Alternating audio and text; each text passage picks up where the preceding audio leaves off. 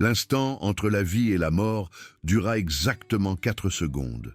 Mais le jugement qui s'ensuivit s'étira en une éternité qui faillit détruire un homme innocent. L'air du soir était lourd d'humidité, tandis que le complexe hôtelier de luxe en bord de mer bourdonnait d'une énergie vacancière. Les lumières de la piscine projetaient des reflets dansants sur l'eau turquoise, créant une atmosphère presque onirique. Les clients se prélassaient sur des chaises capitonnées, un cocktail à la main, tandis qu'une musique douce s'échappait de haut-parleurs dissimulés. Tout semblait parfait, serein, intouché par l'obscurité qui allait se révéler. Hélène Mercier nageait des longueurs, ses cheveux blonds flottant derrière elle tandis qu'elle fendait l'eau avec des mouvements assurés. À 25 ans, elle était une nageuse confiante, ou du moins c'est ce qu'elle pensait. Mais la confiance ne signifie rien lorsqu'une crampe soudaine saisit votre mollet avec la poigne d'un étau. Un instant, elle glissait sans effort. L'instant d'après, sa jambe se bloquait, envoyant une douleur fulgurante dans tout son corps. Elle haleta, inhalant de l'eau au lieu d'air, et soudain la piscine qui lui avait semblé si accueillante devint une tombe liquide. Ses bras s'agitèrent follement au début, l'instinct la poussant à lutter.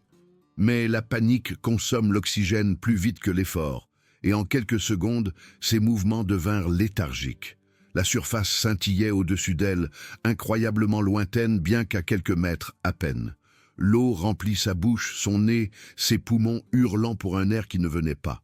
Sa vision commença à s'obscurcir sur les bords, et ses bras agités retombèrent, se rendant à l'attraction de la gravité et à l'épuisement.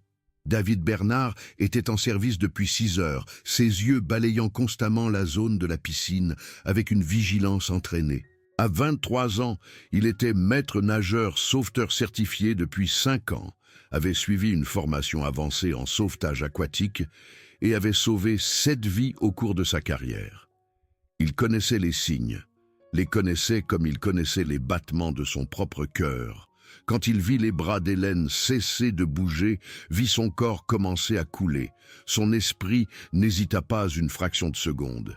Il se lança de sa chaise de maître nageur surélevé, sa silhouette athlétique fendant l'air, avant de plonger dans l'eau avec à peine une éclaboussure. Des années d'entraînement avaient rendu ses mouvements fluides, automatiques. Il atteignit Hélène en 3 puissantes brasses, ses mains trouvant son torse alors qu'il se positionnait derrière elle. Utilisant la technique de remorquage par le thorax, il passa un bras sur sa poitrine, soutenant sa tête hors de l'eau, tout en utilisant son bras libre pour les propulser tous les deux vers le bord de la piscine. Mais les techniques de sauvetage, vues par des yeux non avertis, peuvent sembler d'une intimité dérangeante. Du bord de la piscine, Jacques Dubois sirotait son 3e whisky de la soirée, ses yeux brillants d'alcool et de préjugés. Quand il vit David, un jeune homme noir, les bras enroulés autour d'Hélène, une jeune femme blanche, quelque chose de laid s'agita dans sa poitrine. Il ne vit pas un maître nageur accomplissant son devoir. Il vit tout autre chose, quelque chose que ses préjugés lui avaient appris à voir. Lâchez-la. Les mots explosèrent de la bouche de Jacques comme des balles, vifs et violents. Il s'avança brusquement, manquant de renverser son verre, le visage tordu de rage. « Qu'est-ce que vous faites à cette femme ?» D'autres clients se retournèrent, leur attention se fixant sur la scène qui se déroulait devant eux. À l'ère des vidéos virales et du jugement instantané, des téléphones sortirent des poches et des sacs comme des armes. Les caméras enregistrant déjà avant même que quiconque ne comprenne ce qu'ils étaient réellement en train de voir. David continua son sauvetage, tirant Hélène vers le petit bain où il pourrait avoir une meilleure prise. Son corps était un poids mort dans ses bras, son visage pâle comme de la porcelaine, ses lèvres teintées de bleu.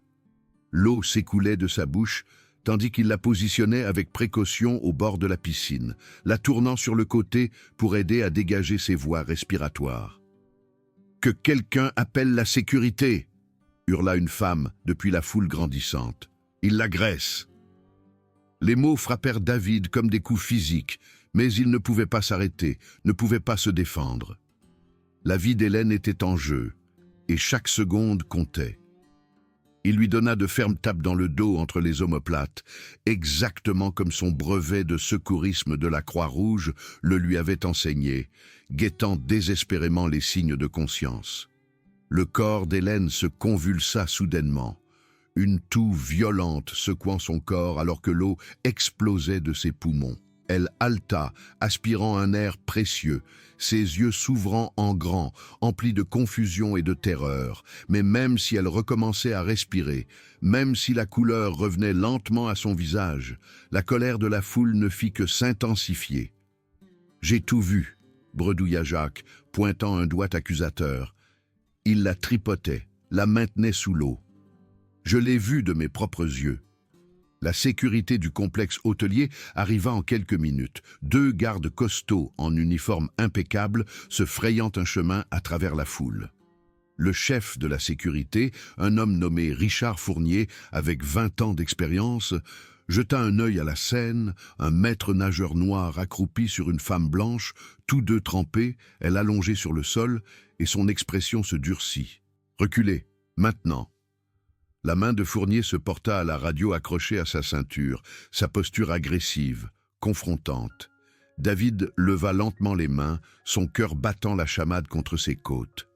Elle se noyait. « Je suis maître nageur. Je l'ai sorti. Vérifiez les caméras de surveillance. »« Gardez ça pour vous, » le coupa Fournier. « Nous avons plusieurs témoins qui disent le contraire. » Hélène tenta de parler, sa voix un rauque éraillé, abîmé par l'eau de la piscine et la toux. « Non, attendez, Mais ces mots furent perdus dans le chaos, noyés par les murmures et les accusations de la foule. « Typique !» murmura une femme assez fort pour que tout le monde entende. « On donne du travail à ces gens et regardez ce qui se passe. On ne peut pas leur faire confiance avec les femmes blanches. » La connotation raciste n'était même pas subtile. Pourtant personne ne la contesta. Au lieu de cela, les têtes hochèrent en signe d'approbation, les téléphones continuèrent d'enregistrer, et le récit se solidifia comme du béton. Un homme noir avait agressé une femme blanche dans la piscine d'un complexe hôtelier, et justice devait être rendue. David sentit quelque chose se briser en lui, non par colère mais par épuisement. Combien de fois s'était-il prouvé ? Combien de certifications, combien de vies sauvées, combien d'années de service ne signifiaient rien face à un jugement superficiel. Il avait déjà fait face au racisme, des micro-agressions subtiles, des regards suspicieux, des portières de voitures verrouillées à son passage. Mais c'était différent. C'était sa compétence, son caractère, son identité entière, réduite à un stéréotype en temps réel. Alors que Fournier lui saisissait le bras, se préparant à l'emmener, David aperçut quelque chose flottant dans l'eau de la piscine.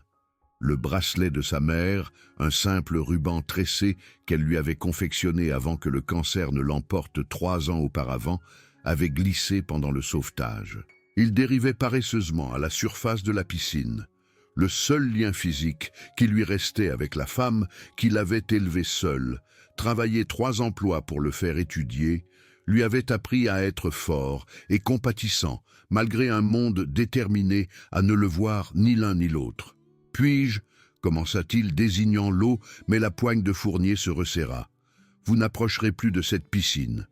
C'est fini pour vous ici. » Hélène avait finalement réussi à s'asseoir, sa poitrine se soulevant à chaque respiration, l'eau dégoulinant encore de ses cheveux et de ses vêtements. Son esprit se dégageait du brouillard de l'expérience de mort imminente, et avec la clarté vint l'horreur de ce qu'elle était en train de voir. Cet homme, ce maître nageur, lui avait sauvé la vie, et maintenant il était traité comme un criminel. « Arrêtez !» essaya-t-elle de nouveau, sa voix plus forte cette fois, mais pas encore assez pour percer le vacarme. Jacques se pencha près de David, son haleine empestant le whisky et la haine. « Vous pensiez pouvoir en profiter pendant qu'elle était impuissante, n'est-ce pas? Vous vous êtes dit que personne ne la croirait si elle disait quoi que ce soit ?» L'accusation était si vile, si complètement déconnectée de la réalité, que David ne put même pas formuler de réponse. Il se contenta de fixer, la mâchoire serrée, chaque muscle de son corps tendu par la retenue, un faux pas, un mot de colère, et il savait que cela ne ferait que confirmer leur pire supposition. La foule s'était agrandie, attirée par l'agitation comme des papillons de nuit par la flamme. Certains tenaient leur téléphone en l'air, capturant chaque instant pour les réseaux sociaux. D'autres chuchotaient derrière leurs mains, répandant des rumeurs qui mutaient à chaque nouveau récit. L'histoire qui s'écrivait était simple, sensationnelle et entièrement fausse. Mais la vérité n'avait jamais empêché un bon récit de devenir viral. Fournier commença à tirer David vers le bureau de la sécurité du complexe, et c'est alors qu'Hélène trouva sa voix. La trouva vraiment, puisant l'air au fond de ses poumons et canalisant chaque once de force qu'il lui restait. « Arrêtez !» Le mot transperça le chaos comme un couteau dans la soie, aigu et indéniable. « Arrêtez tout de suite !» La foule se tut, tous les regards se tournant vers elle. Elle utilisa le bord de la piscine pour se redresser complètement. L'eau dégoulinant de ses vêtements, ses jambes tremblantes mais fermes. Quand elle parla de nouveau, chaque mot était délibéré, clair, impossible à mal interpréter. Cet homme m'a sauvé la vie. Je me noyais.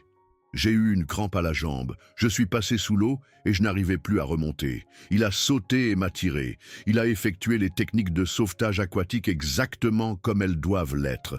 Sans lui, je serais morte à l'heure qu'il est. Le visage de Jacques devint d'un rouge encore plus profond. Maintenant, attendez une minute. J'ai vu... Vous avez vu ce que vous vouliez voir, le coupa Hélène, sa voix gagnant en force à chaque mot. Vous avez vu un homme noir toucher une femme blanche et votre racisme a fait le reste. Mais ce qui s'est réellement passé, c'est qu'un professionnel formé a fait son travail et a sauvé la vie de quelqu'un pendant que vous restiez là avec votre verre à le juger. Le silence qui s'ensuivit fut profond, lourd de honte et de prise de conscience. Des visages qui avaient été tordus par la colère montraient maintenant de la confusion, de l'embarras, la lente apparition d'une terrible compréhension. Les caméras de sécurité, continua Hélène, se tournant vers Fournier. Vérifiez les caméras de sécurité, elles enregistrent tout à cette piscine, n'est-ce pas? Vérifiez-les. Vous verrez exactement ce que je vous dis. La prise de Fournier sur le bras de David se desserra légèrement. Nous pouvons revoir les images, mais... Alors faites-le, maintenant. Le ton d'Hélène ne laissait aucune place à la discussion. Parce que si vous emmenez cet homme en vous basant uniquement sur des suppositions racistes et une mentalité de foule, je poursuivrai ce complexe hôtelier, vous personnellement, et tous ceux qui ont participé à cette tentative de lynchage. Le mot « lynchage » frappa comme un coup de tonnerre. Plusieurs personnes dans la foule reculèrent d'un pas, comme pour se distancier physiquement de ce à quoi elles avaient participé. Les téléphones furent hâtivement baissés et rangés dans les poches. Il fallut 15 minutes à Fournier pour afficher les images de sécurité sur sa tablette, bien que cela semblât des heures. La foule resta, transfixée, incapable de partir même si beaucoup le désiraient clairement. Hélène resta près de David, se positionnant entre lui et les autres, sa présence un bouclier contre de nouvelles accusations. Lorsque la vidéo fut lue, elle raconta une histoire indéniable. Il y avait Hélène, nageant des longueurs. Il y eut le moment où son corps fut saisi, l'arrêt soudain, l'agitation frénétique qui céda rapidement la place à l'immobilité. Il y eut David, se lançant de sa chaise à l'instant où il perçut le danger, son plongeon précis et professionnel. Les caméras sous-marines capturèrent son approche, son positionnement prudent, la prise de remorquage par le thorax de Manuel. L'angle montrait son visage, concentré, déterminé, inquiet, l'expression de quelqu'un qui se battait pour sauver une vie, pas pour la nuire. Les images le montraient la tirant vers le bord, la tournant pour dégager ses voies respiratoires, lui donnant des tapes dans le dos pour dégager ses poumons. Chaque mouvement correspondait au protocole de sauvetage aquatique standard. Il n'y avait rien de sexuel, rien de violent, rien qui ressemblât de près ou de loin à une agression. C'était simplement un maître nageur qualifié faisant exactement ce que les maîtres nageurs sont entraînés à faire. Lorsque la vidéo se termina, personne ne parla. Le silence était écrasant, suffocant de honte. Fournier s'éclaircit la gorge, relâcha complètement le bras de David et fit un pas en arrière. « Je m'excuse. Les témoins se sont trompés. »« Les témoins étaient racistes, » corrigea Hélène sans détour. « Appelons un chat un chat. » Jacques avait déjà disparu dans la nuit, ainsi que plusieurs autres qui avaient été les plus virulents dans leurs accusations. Ceux qui restaient ne pouvaient pas croiser le regard de David. Hélène se tourna entièrement vers lui pour la première fois depuis le début de l'épreuve. De près, elle put voir à quel point il était jeune, put voir l'épuisement et la douleur gravés sur ses traits. Ce n'était pas la première fois qu'il faisait face à quelque chose de pareil, réalisa-t-elle. Peut-être pas à ce point extrême, mais la présomption de culpabilité, le jugement instantané, c'étaient des blessures familières. « Merci, » dit-elle simplement, « vous m'avez sauvé la vie. » David hocha la tête, la gorge trop serrée pour parler. Il regarda vers la piscine, où le bracelet de sa mère flottait encore près de l'entrée du filtre. « C'est important pour vous, » dit Hélène, suivant son regard. Ce n'était pas une question. Ma mère l'a fait, avant de décéder. Sans hésiter, Hélène se dirigea vers le bord de la piscine et se pensa, repêchant le bracelet de l'eau. Elle le tint avec soin, avec révérence, l'eau dégoulinant des fils tressés tandis qu'elle le lui rapportait. « Ne les laissez pas vous prendre ça, » dit-elle, le pressant dans sa paume. « Ne les laissez rien vous prendre. Vous êtes un héros, un vrai, pas le genre qu'on célèbre dans les films, mais celui qui compte, quelqu'un qui agit quand les autres ne font que regarder. » David referma ses doigts autour du bracelet, la texture familière le ramenant à la réalité, le tirant du bord du désespoir sur lequel il chancelait. « Je faisais juste mon travail. Vous faisiez plus que ça. Vous étiez humain d'une manière que la plupart des gens ont oubliée. Vous avez vu quelqu'un en danger et vous avez aidé, sachant qu'il pourrait y avoir des conséquences, sachant que les gens pourraient ne pas comprendre. Vous l'avez fait quand même. » Fournier s'avança de nouveau, son expression sincèrement pleine de remords maintenant. « Pour ce que ça vaut, votre emploi est sûr. Plus que sûr. La direction du complexe hôtelier voudra reconnaître vos actions comme il se doit. Et nous aurons de sérieuses conversations avec les clients qui ont porté de fausses accusations. »« Le ferez-vous » demanda David, et il n'y avait pas de colère dans sa voix, juste une lassitude profonde. « Le ferez-vous vraiment ? Ou tout le monde fera-t-il simplement comme si cela n'était pas arrivé, retournera-t-il à ses vacances, et rien ne changera ?» Fournier n'eut pas de réponse, car ils connaissaient tous deux la vérité. Au matin, la plupart de ces gens seraient sur la plage, commandant des mimosas, publiant des photos de coucher de soleil, leur bref contact avec leurs propres préjugés oubliés ou rationalisés. Mais Hélène n'oublierait pas. Alors qu'elle se tenait là, encore dégoulinante, encore faible de son expérience de mort imminente, elle comprit que quelque chose de fondamental avait changé dans sa vision du monde. Elle s'était toujours considérée comme progressiste, ouverte d'esprit, non raciste, mais elle n'avait jamais vraiment compris le poids des suppositions, le danger des préjugés non contrôlés, la manière dont le préjugé pouvait transformer la miséricorde en crime en l'espace de quelques secondes. « Cela vous arrive souvent ?» demanda-t-elle doucement à David, bien qu'elle connût déjà la réponse. « Pas à ce point extrême. Mais la supposition que je suis dangereux, que je prépare quelque chose, que ma présence dans certains espaces est menaçante. » Il croisa son regard. « Oui, cela arrive assez régulièrement. Je suis désolé. Vous n'avez rien fait de mal. »« Ni vous, c'est bien là le problème. » Hélène croisa les bras autour d'elle, soudainement froide malgré la douceur de l'air nocturne. « Merci de m'avoir sauvé la vie. Et je suis désolé que le prix à payer pour cela ait été d'être traité comme un criminel. » David esquissa un petit sourire, la première expression sincère qu'il avait montrée depuis le sauvetage. « Vous m'avez défendu, quand personne d'autre ne l'aurait fait. Cela compte plus que vous ne l'imaginez. La foule s'était complètement dispersée, le spectacle était terminé, chacun désireux de se distancier de son rôle dans cette scène laide. La zone de la piscine retrouva son calme d'antan, la surface de l'eau redevenue lisse, reflétant les étoiles et les lumières du complexe comme si rien ne s'était passé. Mais quelque chose s'était passé.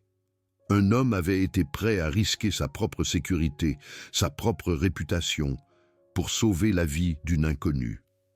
Et cet acte de courage avait été tordu en quelque chose de sombre et de sinistre par des gens qui voyaient la couleur de peau avant de voir l'humanité. Les images de sécurité avaient fourni la vérité objective, mais elles n'auraient pas dû être nécessaires. La parole de David, son professionnalisme, ses 5 années de service exemplaire auraient dû suffire.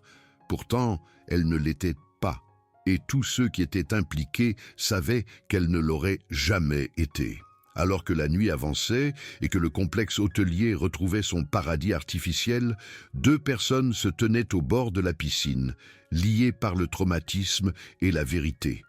Hélène Mercier, qui avait failli se noyer mais avait vécu pour raconter l'histoire, et David Bernard, qui avait sauvé une vie seulement pour être accusé d'agression, qui avait fait preuve de la plus haute forme de courage seulement pour être confronté à la plus basse forme de préjugé.